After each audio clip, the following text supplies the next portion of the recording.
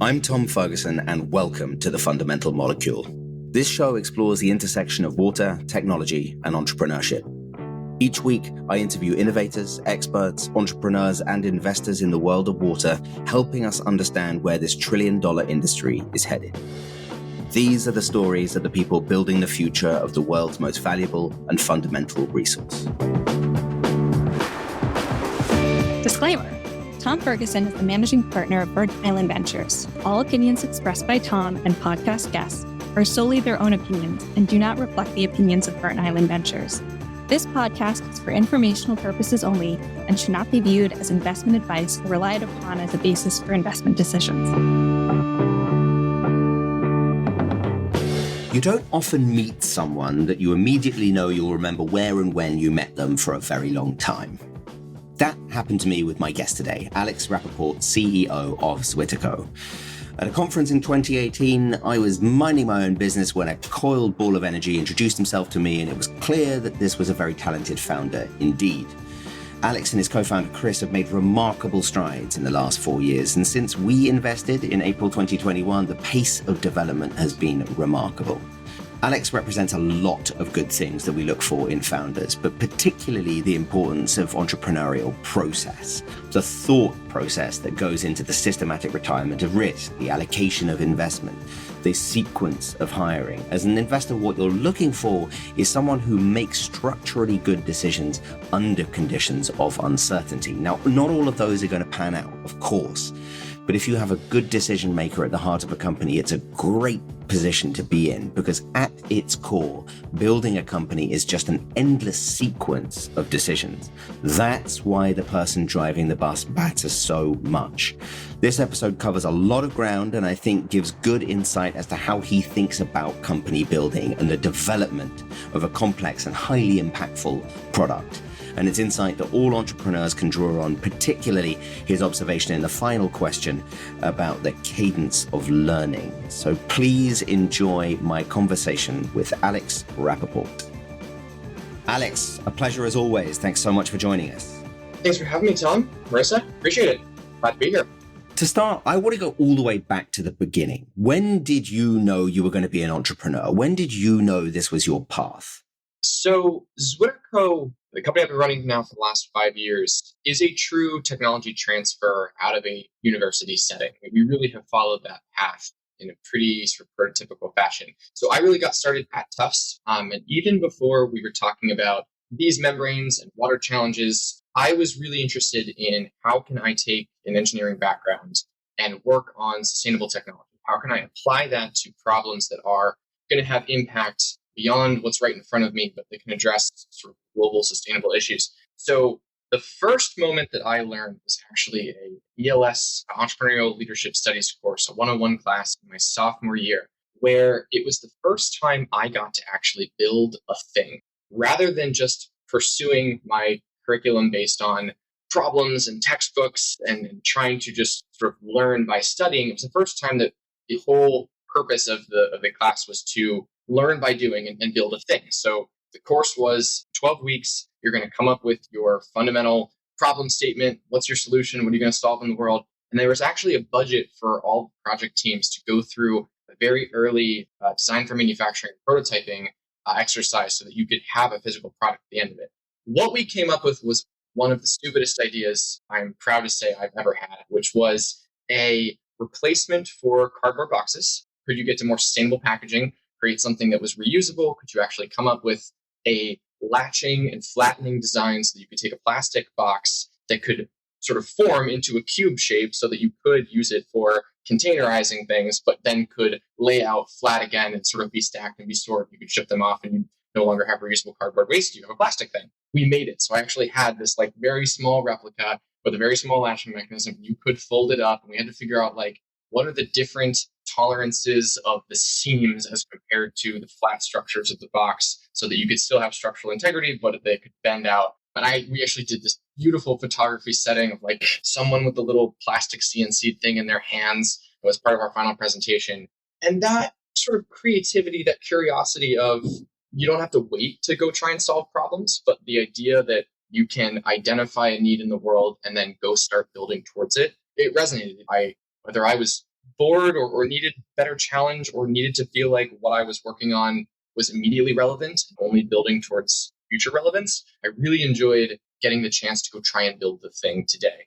So then out of that class, I led the entrepreneurship undergrad group. And so for about 3 years, I was getting to know all sorts of student startups, not just at Tufts, but all throughout the Boston ecosystem. And there's a ton of really great entrepreneurship programs in the area. So I was building mentors. I would host sort of workshops. I'd host coaching sessions. I'd try connecting student entrepreneurs with prior alumni or folks who had started in companies and had that kind of expertise to bring in. And by the time I had graduated, I had seen probably 200 different companies come and go, a lot of them working on another parking app in Boston or another food truck on campus or an idea that, if you're ever in sort of the student VC circuit, there are definitely some recurring themes. And so I was sort of excited by the process, and I had built this large network. I knew a lot of the faculty, again, from a couple of different universities, but I had no idea what I could actually come up with that would have any merit. So I like to say I sort of cheated. When I was given a 1-year master's program, an opportunity to just work on anything that I wanted, I went to the tech transfer office at Tufts and looked through their list of patents and said, I'm going to work on something that already has some merit, some technology, some research that's gone into it so that I can at least be working off of not a blank canvas, but an existing set of patents and research and data that provides evidence of something having value. And my only screening criteria when I was looking through the list of patents was, does this do something for the environment? Is there some sustainable basis to why this technology could be valuable? Found membranes for water treatment. They showed some really interesting promise. I had no idea how much promise, but I basically spent my master's program at Tufts flying out to different conferences. I went to the Produced Water Society conference. I met with the CTO of Suez. My MIT Water Innovation Prize coach was someone from Veolia out in Spain. And so the more I started to workshop this idea, take these patents and build the business case around what this technology could do, I started to receive real market pull. People would say, you could make this thing. I'd replace every ceramic membrane that I have with it. Or if this was real, it would be the first true innovation in membrane space that we've seen in 30 years. I mean, this is an entirely different class of performance. We would find this valuable. So I was enchanted from the time at university, but it wasn't until I had something to go off of before I had enough of a foundation to actually go do customer discovery, go start understanding a market, go start trying to pitch and develop a story about potential future value and start getting feedback from the world. So don't try to come up with it on a blank canvas. That's really hard. Creativity requires constraints. Having no constraints is real tough. Yeah, it really is. It sort of brings back that whole idea that it's much more dangerous to be suffering from indigestion rather than starvation, especially at the beginning. And I fundamentally believe that. Whether it's fortunately or unfortunately, a lot of water founders don't have much of a choice in that respect. It's super interesting, the order that you came at it in, because, going to the tech transfer office and flipping through the patents prior to actually validating the demand is usually quite a dangerous way to go. But how did you know that the way that in which you were going to do it was, I'm going to go and find the thing, and then I'm going to spend some time validating the thing? Because often that goes really rather wrong. Was that a function just of your experience working with, as you said, 200 early stage ideas? But how did you stay out of that trap, which we usually call PhD ideas, which is, we've got a thing and everyone should care, and then no one cares? You avoided that really quite successfully. How did that come about? This is where I retroactively claim some brilliance or genius that led me to something that wasn't 100% luck and good timing. So there was data.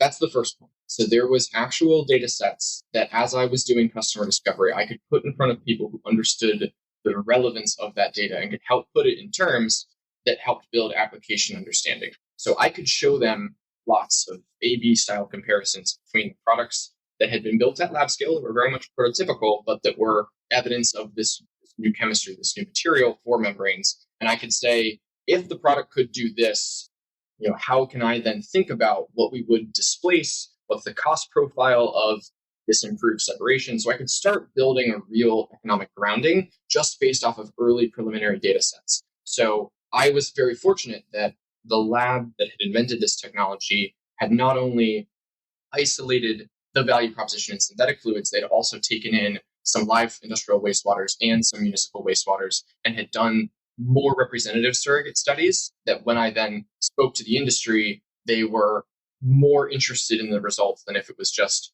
a fluid solution that had been produced in a lab and was not represented in the real world. So that's one point, right? Try to make your surrogate evaluations as representative as possible. And the second piece is I went into this without a ton of background about what I thought the water market needed. I really let the data points I would gather from my market research, from feedback from folks that I'd speak with, guide my line of best fit was based on amassing the greatest number of data points that I could on what this would be for the market, what this would be compared with other technologies. So it was almost not having any preconceptions of why this should be different, why this should be better, and then trying to go to the market to go validate the thing that I already believed to be true. I didn't know what was true. So I truly let the direction of hundreds of discussions be my North Star. And once I started to see patterns, I started to be able to tabulate insight that then became the building blocks of the company. But that insight was based on a pretty genuinely, there was no motivation that I was trying to, again, to sort of validate an assumption I already believed. I went to the market with a pretty blank slate and said, what do we think about what this is? And I was lucky enough to get a ton of very senior, well-experienced individuals helping me think through that strategy really early. And that helped us avoid a lot of places I'm sure we could have tried to take the technology that wouldn't have been as good with it. Such an important idea. When we think about this, and you're always the archetype that we use when we're talking to LPs and other people about like almost the second category of founders that we look for is the people who have done the work. And it sounds ridiculously obvious, right? But the effort that you've just described, the best way I can put it is that you really made sure that there was as little a gap between the actual functional reality of the market that you were going into and the reality that you perceive. The first group that we're usually looking at, and in your kind of compatriots in BIV, is the people who have excruciating founder market fit and just know this stuff upside down and back to front and just have all of the data to hand so they couldn't build a product that no one wanted even if they tried. And I've got to say, yours is a lot tougher. And the process that you went through really is kind of exemplary. So some people listening to this are going to be like, cool, yeah, membranes. Can we go into what exactly that is? So let's wind it all the way up to the top. Like, what is it that you're building? Why is it different? And if you can go a little bit into the kind of the platform logic and what's coming down the pipe, hopefully, that would be really, really helpful just to set the kind of physical context of what you're building. Easiest analogy most people will be familiar with in regards to membranes is a coffee filter. It is a semi-permeable barrier that allows certain things to pass through, often by a size exclusion mechanism, right? Can it fit inside the pores or not? In a coffee filter, you would retain coffee grounds and you would pass water and the soluble species that come out of coffee grounds that making the flavor and that, right? So when you think about membranes, now you're looking at tuning that pore size or tuning some of those separation mechanisms down to extremely fine, extremely precise qualities. So we can look at from the membrane separation spectrum all the way down to ionic separations, like what reverse osmosis does for seawater desalination, up through nanofiltration for hardness removal, for a lot of surface water treatments. If you're looking at ultrafiltration, now you're into protein separations, sort of dissolved species, but dissolved macro structures, into microfiltration where you're doing more like suspension or emulsion separation. So a coffee filter is sort of the right framing or mechanism, but membranes in an industrial context can be really finely tuned on their pore sizes. They can be very finely tuned to endure different kinds of industrial environments, right? You might use membranes for chemical separations where they're operating at crazy pH levels and with lots of mixed solvent systems, or you might use them in water where you're basically filtering out water and things you might get from the ocean. So what we do, what we make is a class of membranes that is using a new polymer, so a new thermoplastic. Most polymeric membranes today are made from a couple classes of chemistry that have been in service for 40 years at this point, and they do a great job. But the most common limitation in any filtration product is that it clogs, right? Filters clog. And you're looking at end of life, you're looking at operability, you're looking at how easy is it to recover, clean, maintain performance based on the rate of clogging, or how readily the material degrades based on how you clean it to try and recover performance. So those are sort of the two end of life or total cost of ownership criteria. How long does it last? how well does it stand up to cleaning as you try to recover it? And for the most part, membranes have not been able to be operated in environments that have a lot of organic pigments. So if you've got fats, oils, greases, proteins, a lot of the byproducts that show up in food manufacturing or in agricultural waste streams or in industrial chemical waste streams, those organic species are some of the worst offenders for clogging membranes. And because of that, most membrane operations either need really extensive pretreatment. So now you're talking about multiple different unit operations, all associated with removing from the water the thing that the membrane can't handle, or you just don't see membranes at all. And this is where ZwitterCo starts to really show an opportunity to expand markets, to help accelerate the transition to more advanced forms of treatment, because those spaces today that can't use membranes, can't use a lot of technologies that are well understood, are still using some pretty archaic practices. They're still hauling waste away by truck. They're still land applying waste and just trying to stay within sort of discharge limits. Or they might be using really expensive chemical or biological processes where a membrane could do the job. And so long as that membrane didn't die, it could do so very affordably and actually sometimes create value out of that waste stream. So now our platform, sort of innovation here that does this market expansion, is that our membranes don't clog. They're immune to fouling. And that immunity is based on a material that has never been used in membranes before, that we sort of think of it like a nonstick cookware. The organic species that normally lead to adherence or that get stuck within the pore matrix of membranes, it just doesn't happen with our product. We can typically take 5 to 6 orders of magnitude higher organic loading than would void the warranty of a off-the-shelf polymeric product. And we can filter those kinds of fluids with all of that crazy, nasty organic stuff in there. And then you can clean the membrane with a water rinse or a very, very mild chemical wash, and you will fully recover performance. Now your membrane's just back to brand new. It's running for years at a time instead of needing what could be weekly or monthly replacement, which is rarely ever economical. Seriously exciting. So one of the stories that we tell all the time about what we mean by entrepreneurial process focuses around your first deployment. Do you want to walk us through that story? If I must. It's my favorite. In the world of smelly, nasty wastewaters, I have yet in 5 years, to find something that bested grease trap wastewater. And grease trap wastewater is what you get out of cafeterias, hospitals, a lot of restaurants where all the stuff that goes down the drain, all that brown grease, yellow grease you're scraping off, comes off the cooking sheets. That all ends up in a waste stream. It usually ends up in a box. It's called a grease trap collection box. And folks will come around with trucks and they will suck out all of that grease trap waste and they'll bring it to centralized facilities. And a lot of times there's really been a push to upcycle that. Right? Can you turn the yellow grease, can you turn the brown grease into biodiesel feedstocks or renewable oils? So do something with what's in that because it has either high caloric value or the opportunity to just directly offset other fuel feedstocks.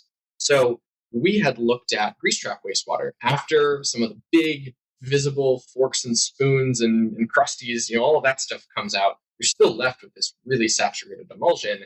And they were looking for something that could further dewater it. Because if you could dewater it, you could take 90% of the trucks off the road because all the trucks care about is moving organic material. But if it's a very dilute organic solution and you concentrate it, then you have only that amount of volume that still has to be trucked away. The clean water can be disposed of or reused. That was the pitch.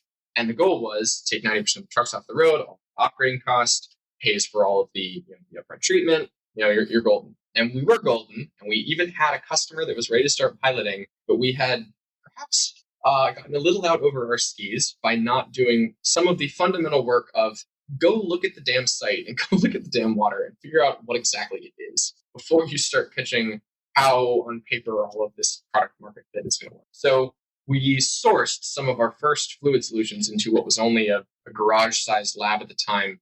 And I remembered the sinking feeling of, well, this is going to be a problem when the fluid showed up in a Home Depot bucket with no labeling. And then we opened the Home Depot bucket and it wasn't liquid. It was a congealed solid where at room temperature, there's no fluidized anything. So you could take a spoon and get a divot out of it. The spoon divot would stay there. So you can imagine ZwitterCo works with filtration down to the nanoscale. We remove anything larger than about 1 nanometer out of fluid, which means proteins, peptides, oligosaccharides. You're not removing visible things. So trying to force solid material through a nano filter is not really the right use for that tool. And it only worked if you heated the fluid up to much, much higher temperatures, which was outside the spec of our technology. So it was just it was a good example of, okay, the sales process, the customer discovery process has to truly be discovering. You got to know your checklist. You got to know all the things that are going to tell you about value driving opportunities. And we took that example and said, okay, we've got a list of all these markets. We've got an even bigger list of all potential customers. And we got to start coming up with a process that just routinely brings fluid into the lab.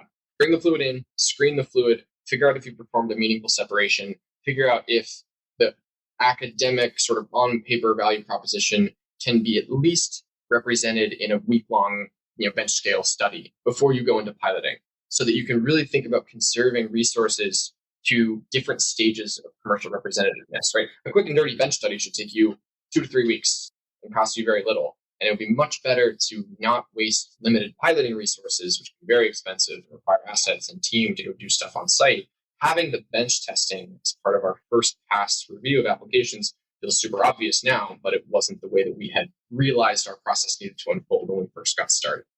That helped us move from initial market exploration into a rapid customer discovery phase, where we built a whole bunch of bench test assets and started sourcing several samples a week from different customers. And we were really churning through that data. And we learned a lot. We learned a lot more about what worked and didn't work. And it was just, how could you accelerate that learning cycle? When you're going through that learning process, it's amazing how much you sort of have to discard operationally that actually on a process basis, right? In terms of, you understanding more about your product, you never discard. It's really genuinely understanding the value of the process that you're going through and that you want to keep going through it as you do more market exploration.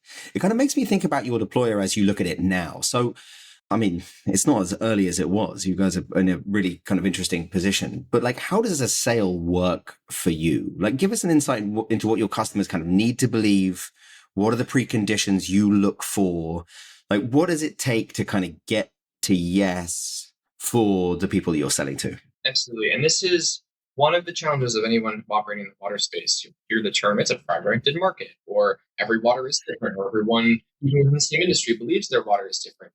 And there's really some truth to that. And part of why that's a relevant condition in your sales exploration is you might have the perfect process on paper that says you use this technology at this step, integrated in with this complete solution, and it should work for this opportunity, 9 times out of 10. And this is the value proposition. Take over the market. Off you go. And the site by site characteristics really make a difference, right? Someone's permit in one geography may be totally different from someone else's. So the need to get to a certain quality treatment can be very different. The floor space they have, some folks are in the middle of an inner city, and it's a completely different, you're building up if you're going to build at all, as opposed to just price of land, and the price of floor space is nothing if you're in the middle of a rural area. They might have existing infrastructure you can slot yourself into, or that you can leverage, or that you have to convince them they should stop using, and you have to then go into the sunk cost discussion. So it is definitely most helpful in sales processes to, for an industry, for a new application, come up with one or more base templates and try to make those as standard as possible, almost distilling them down to their fundamental building blocks. Something that is doing the bulk solids removal, something that's doing the dissolved organic removal, something that's doing polishing for water reuse if you're trying to get to potable quality, something that's going to take all of the retained organic material and dry it so that it can be sold as a product, as a fertilizer, as a feedstock. And when you have those buckets of potential applications or functional technologies that you need to get to the complete solution, then you go from this, how can we simplify to the most repeatable process map that we can consider. And then you got to completely orient your thinking to be as adaptable as possible to the realities of all the site to site and geographical nuances, and say, all right, well, given that this is sort of the template that we should work on, now for this site, you have to still go through a bit of a reality check and process reorganization to say, okay, their actual needs are this. And our goal is always minimize the amount of cost and wastewater, process intensification. How can you do more with fewer unit operations? So where can we leverage what they already have? Or they're not trying to reuse their water, at least today. How can we consider less intense solution that could open the door to future reuse as more of their internal stakeholders start prioritizing them further? So you have to try to focus on a limited number of markets where you know the technology. If you're a component supplier, like we are, how it fits in to enable the most efficient, the lowest cost, greatest opportunity to maximize reuse or co-productization, whatever your value driver is. First, understand the box that you fit in that helps make that process possible. And then how do you build a really scrappy sales organization that can run a rapid site-by-site discovery process and work with partners who also have within their DNA the ability to work on not just mature technologies, but new processes and understand what's involved in validating assumptions around new processes. And you really have to think of new projects coming into your pipeline as what's the decision tree? Okay, looks like it's going to have, these are the key value drivers. That means this template solution is going to make the most sense. So we're going to talk about these kinds of unit operations. We know that this partner is the one who provides RO the best. This is going to be a project we work on with this group. Okay, go. Our applications team, their applications team. Let's get to a pilot plan as fast as possible. And let's make sure that we can communicate the value proposition that the end customer actually believes in.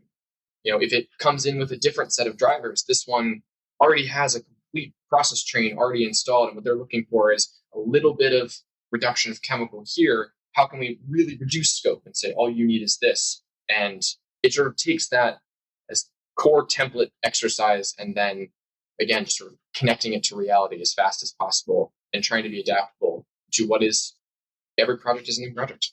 So how do you think about adapting that to the kind of the demands of scale? We'll get onto your fundraising story and the way in which you think about it, but you have an opportunity here for a really kind of considerable company.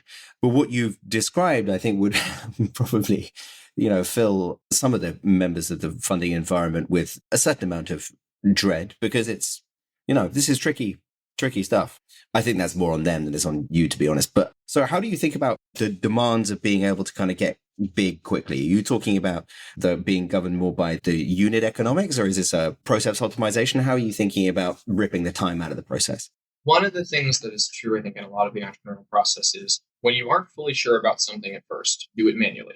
Part of the way I would characterize the sales process that I just described is about as manually intensive of a sale as possible. And as you get better and better, as you see more patterns emerge, you'll find places in the process that can be automated, places in the process that can be outsourced. You'll find different ways to leverage other folks in the value chain. So right now, ZwitterCo is intentionally, because we care so deeply about understanding how our product works, we know the learning internally, that we're close to the market and close to how these projects develop, that we're putting a lot of our resources into sort of a project-by-project approach. The goal is absolutely to transition to the point where a lot of that initial decision tree can be something you can do through simulation software, or that you can at least have guidelines that not only have you built, but you've also built to be replicable for your commercial partners, so that when other people are trying to investigate applications to use the technology, they're working off the same set of tools that we would use to very quickly sort of identify, qualify, triage, and then convert to, all right, this is the design path you want to go down. And you can do so with a couple of clicks of a button. So that whole initial decision-making process, when you have a better library of case studies and potential templates, when you've got more partners that are familiar with how the technology works, that space can be condensed very quickly into just a series of logic tools that here are the inputs from the site. Here's what we understand about the cost structures and the different treatment objectives that will be required, sort of spit out the design. And now you're already into the working with the customer on, does this design work for them, selling phase, and not on all this sort of pre-engineering work that goes in. So that's sort of point number one. Point number two is we see our technology as it's very new in terms of what the performance is, but it is still a membrane. That's what membranes do. And there's a lot of people in the world who integrate membrane systems, who think about how do I attack new markets with membrane-based technologies. So what we believe is that this technology should be integratable by anyone. This is not something where you have to come up with a ton of custom hardware and a lot of totally reformed thinking that only a few potential channel partners are going to be able to get on board with. There's a very healthy sort of position in the value chain where folks who take existing or new technologies, integrate them into new solutions, do the design work, do the fabrication, do the project delivery and ongoing service. That's their core business model. And they're looking for ways to bring new technologies into the market so they can have a leg up, so they can achieve some strategic growth objective. And where a component supplier like ZwitterCo is going to be able to really start leveraging scale is that if the world sells in a project-by-project based business, but you could unlock or mobilize dozens of potential channel partners to all be working with your technology in the specific beachhead or the process that they've helped develop, you don't have to have your growth be linear with the number of projects, be linear with the number of partners. And partners can end up having their own sales forces and their own new continuous improvement of the process that can start having many repeat sales coming from folks that aren't necessarily under the umbrella of the ZwitterCo team. And we've already seen this work. For a couple of channel partners that we started working with last year, they've sold dozens of commercial projects off of just a couple initial pilots. And this is where I would get to the third point of many water companies, when trying to introduce new technologies, have to go through the sort of one pilot per project pathway, which is long and takes a lot of time and has a lot of costs associated with it. Your goal is, of course, to reduce the necessary amount of pilot qualification just from a timing perspective, but also looking for those anchor channel partners or those anchor key accounts that have lots of different sites and have lots of different potential applications of the technology, where you do a couple pilots or different exercises with the technology to get them familiar with it. But at that point, you're then allowing them to almost pull you into all the next places they want the technology to go. So we have a couple, can't name the names, but we have a couple really key accounts right now that their goal is, we've done it here once as a case study with this site. We want to standardize it over in the next 28 plants. And at that point, if you're doing any further demonstrations, it's just trying to think about the differences of one site to the next. You're not sort of reimagining the whole process and the whole value proposition all over again. They've seen it once, and it ideally should be working and commercially viable at their anchor site. And now it's more of an expansion opportunity. That'll still take 3 to 5 years, but if you've got 20 of those lined up, that actually starts compounding very quickly. So it's, how do you create more efficient simulations of the upfront discovery work so you can start getting to high priority accounts quickly? How can you get army of channel partners mobilized that all can use the technology and all have case studies or example processes where they've taken the technology, seen how much better it can be for them, and now they're training their sales team that whenever they go out into the market, they're looking for opportunities where this can be one of the default tools, the default arrows in their quiver. They would go launch a solution to a certain space. And where can you identify opportunities for upsell, cross-sell, expansion sell from key accounts that one pilot can turn into multiple commercial opportunities? That makes a lot of sense. And so to execute all of this, you've obviously got to have the right team in place. And no offense, but you are really insultingly young. But you've really built an extraordinary team of, the way I was talking about this last week, of people that probably should know better. You've got a lot of people with a lot of dirt under their fingernails with real history in the membrane environment. I'm just curious as to what was your thought process? How did you think about hiring through each stage? How are you hiring? How are you thinking about hiring now?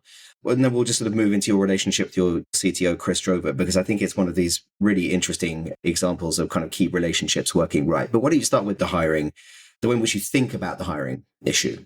I think it starts with a know thyself. Know what you bring to the table, know what you're good at, know what you would need to complement your skill set and complement what the business needs. And one of the things I knew about myself going into this was I did not have decades of experience. I did not have the heuristics that I could draw on. I did not have the rules of thumb. I did not have the whatever the dirt under the fingernails example you need. So when I thought about what I was looking for, what role I could play to both make my team successful and how I could build relationships, especially with my really senior, well-experienced members of the executive team, the goal was I can be a very effective communicator and spokesperson. I can help bring the story to the outside world. I can help bring engagement in.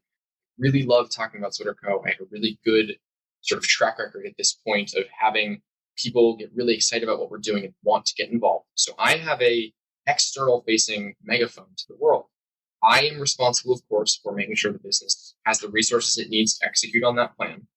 So my job is to make sure that I can fund all of the exciting vision and projects that the brilliant minds that have joined the team, they can come up with.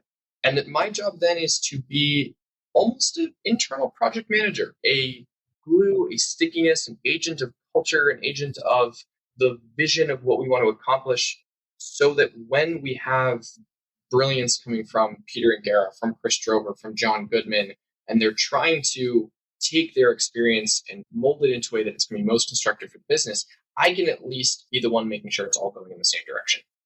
And that's really the role that I play with my executive team. I don't tell them how to do their jobs for them. That would be silly. I don't have that experience. They're the ones, I hired them because of what they can bring, the outside content they can bring into the company. So I try to make sure that, and this is probably true not just of the really senior team members, but we try to make this culture, sort of push this down throughout the entire organization, that this is true, that when we give people accountability, when we give people responsibility to take ownership over something the company needs, they actually get that ownership. And I step back. I'm not going to get in their way. I am an enabler. I'm sort of a supporting individual that gives them the direction, gives them resources, and gives them the mandate. Go be creative.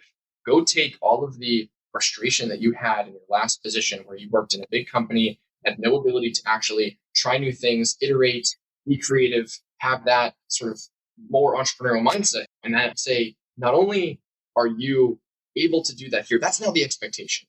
If you don't have opinions, that's a problem. If you don't show me some broad vision that you have for where this could go, then we're going to have to work together on how we can come up with what needs to be done. But I always love empowering my team to use their creativity and to feel like they own the work they're doing and they own their piece of the story.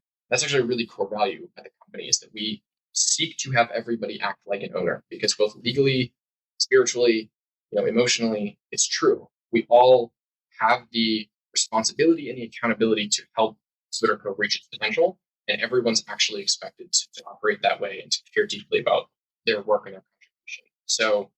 So far, I think the experience, a lot of my more senior members of my team have felt is it's a bit of a breath of fresh air, knowing that someone actually trusts them and is giving them real runway to go try and build their dreams and use their experience for something productive. And it's been such a helpful, healthy way for me to learn, coming into this sort of as a blank canvas and letting all of these really experienced senior folks help create this beautiful canvas of what our strategy is. So if there's an axis that I think a lot of entrepreneurs fall on for how much it is the Alex Rappaport show, it's not. I'm here because I've got a great team and they work really hard. It's a great answer. So, obviously the oldest partnership within this company has been that with your CTO, Chris. And, often these relationships can be kind of pretty fraught. But I think what you guys clearly have is a really healthy and kind of productive dynamic. And it always really has been that case. When you reflect on it, what do you think the kind of the extrapolation should be from people from the outside looking in? When you have a co-founder, if you're going to really build the respect, if you're going to build the relationship, if you're going to build the way that you have difficult conversations, the way that you problem solve together, the way that you disagree, if you're going to really treat that individual like a co-founder, the magic moments happen. When you go to sleep at night, you don't have to worry about the thing that they're worrying about, because they're going to be better at solving it than you are. They're going to be worrying about it and spending all of their anxiety thinking about how they can attack that problem, push that ball uphill. And because you have that freedom to not focus on that piece of it, you get to instead focus on your responsibilities, the thing that you've raised your hand. So I'm going to be the one that everyone can count on to get this piece done. And I think it sort of comes back to that, how our team, how do we let everyone feel like they own a piece of the puzzle? I learned that working with Chris. I learned very early on at ZwitterCo that for me to be most effective at my role, I had to let go of a ton of scope within the organization because Chris could manage it better than I could. He's a genius. Most people who've ever met him are pretty quickly enthralled by how quickly he can come up with just amazingly creative solutions to problems. And he has a background of very strong emotional leadership, very high EQ, very clear sense of operating priorities. So he brings a ton to the table.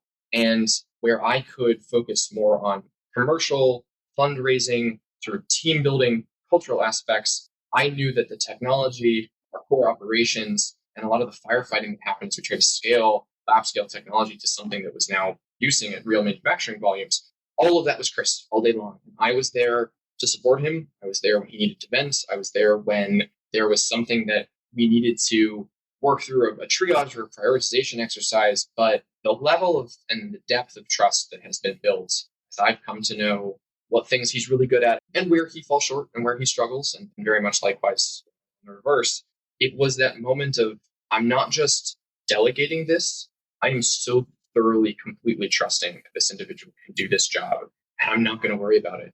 And frees me up, really go deep and focus on the place that I need to spend my time. I need to make progress.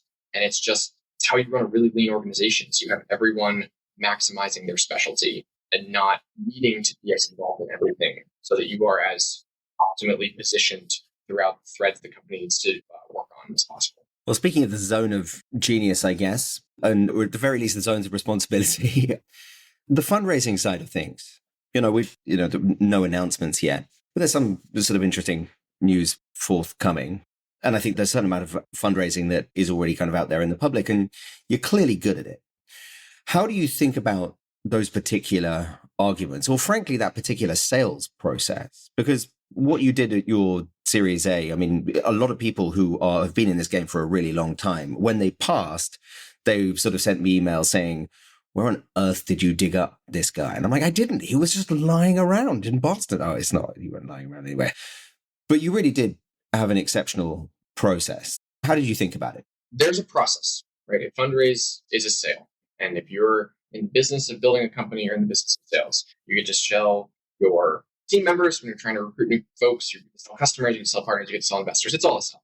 And so if you try to apply your traditional sales methodology, you should come up with a funnel, a list of targets, and a messaging framework that is your key value and the value that you're selling to an investor. You just have to really be able to connect that to what investors care about, the return that they're interested in, the impact story that they're looking for, the stage of technology or stage of maturity of the company that gives them the right feeling that they're in at the risk profile that they're comfortable with. So all of that is knowing your customer, penetrating the account. How do you build a couple different ways into the organization? Have your advisors who can give backdoor references about the credibility of the company. You have customers that will stand up and talk about what they've seen using the product. And you try to build as carefully crafted of a story that's going to show them not just the answer to every question they have, but also communicate that information in so clear and so streamlined of a process that it's also evidence of how you think, how well organized you are, and how crisp your strategy is. So there's sort of a bunch of tactical things in that. How many firms you bring into the pipeline, how many meetings you're having a week, how often is it with the person who is a direct opportunity to be a funding partner versus someone who is an influencer versus someone who's just a coach who's going to review your material and make it better because it's never great when you put it together the first time. All that said, and so you go through the phases, and if you've been through an equity raise a couple times, you know the phases. There's the dating period. There's the, okay, maybe this is getting serious. We're reviewing financial models. We're actually talking about numbers.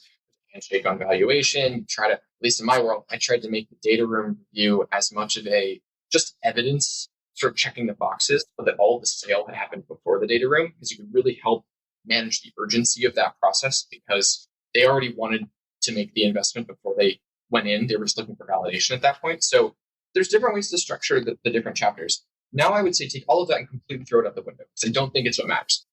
Much like a sale, the only thing that matters at the end of the day is the relationship you have with your counterparty. And if I went through my fundraising processes, and I've gone through 4 now, I would say there were times that I got really excited because I had a lot of flurry of activity going back and forth. I was answering follow-up diligence questions. They brought 10 people onto that call. It seemed like they were really engaged. The call went long. And the level of activity actually really was the wrong thing to index on. Or even how frequent or how many engagements you had. Those are all good signals. But there were times that I was much farther along in the process than I realized, and other times where I thought I was doing better with a potential funding partner and I wasn't. And the variable that really mattered is, do you have an individual you're working with who you trust and who trusts you, that you know who they are as a person, they know who you are as a person, that you have a relationship with them that doesn't feel like it needs to be qualified with, oh, it's a business relationship or it's a commercial relationship. It's just a relationship. It's a person in your life who adds value and for whom you're excited about the vision of the future that you could collaborate on together. Most of the sales that we've made at ZwitterCo are based on, we went through a complete sales process, and there's things we're trying to replicate, trying to make go faster and trying to train other people on how to do. But at the end of the day, the sales that we've made are sales where I knew the person that I was working with, and I knew what they cared about. I knew what they were looking for out of me. I knew what their expectations were. I knew what we were supposed to be able to offer to help them accomplish their dreams. And we could have very earnest conversations, difficult conversations. And that made, for the group that finally invested, the level of trust that they had that we were really genuine in the story that we had put together, genuine in our passion and interest in what we were working on and how real market opportunity was based on what we'd been able to see, that trust started with a one-on-one relationship. And then again, you sort of get to the data room and all they're doing is just making sure that all the pieces that I've mentioned in a prior conversation were actually there. My advice to any sort of future folks going through fundraising is, yes, you are supposed to keep a pulse with this big cohort of potential investors that you can keep their relationship warm and do the monthly newsletter and get coffee with them every once in a while and make sure they hear about you and make sure that you're not getting forgotten, falling off the radar. But if you don't have 2 or 3 relationships going into a fundraising process where you like them, you're really excited, you care about their feedback, you think they're brilliant, you think that when you show them material, there's just that chemistry, that meeting of minds of like, no, we can see how the work we'd have together would get us to a better joint outcome. If that's not there, I would worry that you're not focusing enough on the relationships and you're focusing on this being too much of a transactional process. They'll tell you it's transactional. It's not. Excellent. So we're just going to change gears because we're coming to the end of our time together. The last thing that I want to ask you is to do with what I'm going to start referring to as the 1% problem. $50 billion went into climate tech in 2021, and somewhere south of 500 million of that went into water. Now, water is not 1% of the climate change problem. For some reason, there is a disconnect between this $1 trillion market that we find ourselves existing in and the understanding of the ocean of capital that's out there to help us mitigate and adapt the climate crisis. What is it that you think that people out there should be most excited about in terms of the commercial prospects of the water industry at the moment? Still the thing that you should be most excited about from a commercial standpoint and the most sad about from a humanity standpoint. Problems are not subtle anymore. The problems are getting really severe and they're really close to home, no matter where your home is. What I think is probably going to be true of water in a way that is really orthogonal to the way that a lot of digital IoT software-based companies think about their growth story is that it's very like, if you can do it here, it should work for all population on a global scale. And as long as you focus your market on potential users, there's sort of like a limitless opportunity for it to be relevant. Water is very localized right now. It really has to be, how can you solve a series of problems for industries that likely have hotspots in certain regions or that can address emerging challenges that are not necessarily going to be true just because there are humans living in a certain place. The existence of sustainable water infrastructure is something that there's a wide discrepancy between the best and the worst of what's out there. And I think that requires you to have pretty specific domain expertise, specific sort of geographical focus to some of your commercial strategies. So I think it does require entrepreneurs to talk about their story in a different way. You're talking about solving problems that might feel like the TAM isn't just some impossibly large number that you can come up with a back of the envelope calculation for. And it's true because we took this one microcosm and we expanded it 1,000-fold to the whole world. You really have to think about a couple choice applications of the technology that build an enduring and a stickiness that you won't get in other industries, because water is a fundamental requirement that we make available to the world and is never going away. There's almost you probably want to focus on more focused sort of either geographical or isolated level problems, but you have the confidence of, if you can solve them, you're going to be the sticky solution that will never go away, or that there's going to be continual opportunities to expand off of that first set of beachheads or launching points, because these problems are accelerating way faster than the pace of technology right now. So the goal is be a part of the tide that is coming in, because if you can land in a couple places where company or the technology is starting to show traction in a couple opportunities, even if the market today isn't a venture style outcome, it will be soon. And it's going to be the people who endure, who manage to get their technology validated, who build processes inside their organizations where they can innovate at a pace that starts to match the new opportunities that they can find. I think there's going to be a lot more scrappiness to that process, but I think there's no possible way to say these problems aren't real and growing and very severe. And that's true in a way that it's never been true before. So I think the other sort of risk aversion that there aren't a ton of comps of successful companies that have done this tremendous acceleration cycle, well, there ain't never going to market timing like this. So we're about to see that wave play out. I'm glad to say ZwitterCo is at least part of that first curl, well, we're already landing in a couple spots, and it's going to be a fun game of timing. I couldn't agree more. So we come to our closing question, Alex, which is you sending the elevator back down to the next generation. So what is one lesson from your experience with ZwitterCo, and I know there have been a bunch, but you only get to choose one, that you would pass on to the new emerging group of water entrepreneurs who are following hot on your footsteps? Reduce your learning cycle to as short and as thoughtfully designed of experiments as possible. You're going to be in a business with long sales cycles, with a lot of risk, with a lot of aversion to new technology. You're going to be building things that cost a lot of money. You're going to be having to work with a value chain that has lots of different stakeholders, and everything is going to be against you on time. So find ways to answer the next most salient question that's going to help drive your strategy or validate your technology or validate your market, and do so in the shortest possible learning cycles as possible, and get your whole organization thinking about what can we do in 1 week, 1 month, this half of the year. And you've got to be structuring those experiments so that when you complete that exercise, you actually learn something, because the wasted time can kill you. The pilot that you ran that just wasn't designed thoughtfully, and you realize that you didn't actually get out of it a data set that helps you design the commercial scale installation, because you didn't really think about the design of experiments quite the right way. And so you sort of did a whole bunch of on-site tinkering, and it didn't actually help you solve the thing that you needed to actually get to that next step. That hurts when you find this out sort of after the fact. What a great place to end. I couldn't agree with you more. The shortening of that cycle and the steepening of that curve is, we see it over and over again. Alex, thank you so much for your time. Congratulations to you, Chris, and all the team for what you're building at ZwitterCo. It's a real kind of honor to be a pretty infinitesimally small part of it, but it's been a real kind of honor to learn from you over the last couple of years. And thank you for coming on The Fundamental Molecule. Appreciate it. Thanks, Tom. Thanks, Marissa. Talk to everyone soon. Bye, guys.